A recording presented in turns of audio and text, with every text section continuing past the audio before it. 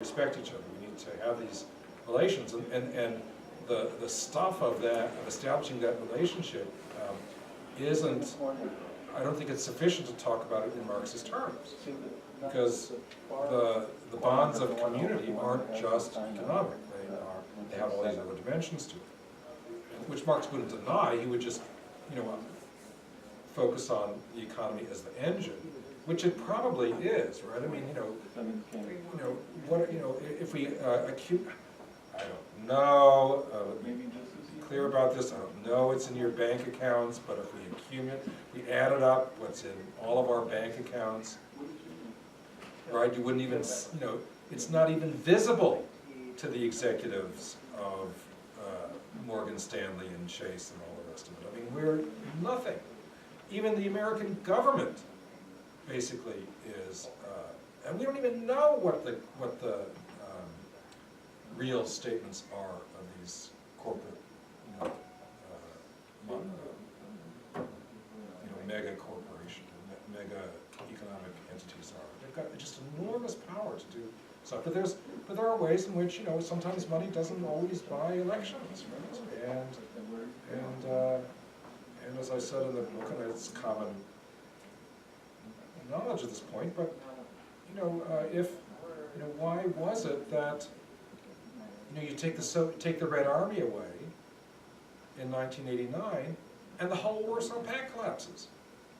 I mean, it's because actually communism hadn't sunk in, or the Communist Party's ethic hadn't sunk in as a way of organizing society. People hated it, or hated how it had been put into practice, and that meant that there was nothing holding the society together for this Communist Party project. And so you take away the army, and there's nothing there. And so I think that there's a little bit of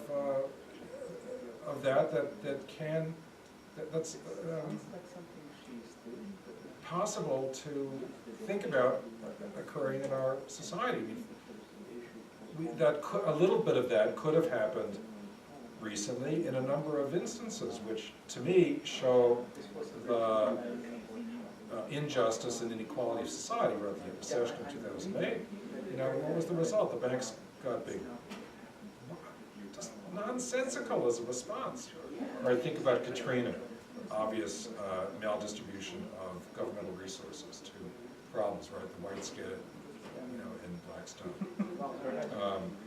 So there are all these things which open up, there are these openings, and then they quickly get closed over. So I don't know how to prevent that from happening in the future. It's so great that you brought that up. I think what you were just talking about is so essential to the core of your argument, though it also raises the possibility that you overlook a really foundational source that you don't cite in the manuscript, and that's Jane Addams in Democracy and Social Ethics, who begins by saying that the cure to the ills of democracy is more democracy, which Al Smith, who she advised, ended up using as his campaign slogan. And she used it too. And she goes on to say that democracy is more about relationships than it is about rights, from her feminist point of view, and that we as citizens need to learn to honor what she called our cosmopolitan neighbors in Hull House and Chicago and so on. And so it was all about not rights of the individual, but relations of mutuality that enable us to be really, truly democratic, ethical citizens. Yeah, which is, I think, your argument yes, in a lot of ways. That's it. I haven't read that, but that's.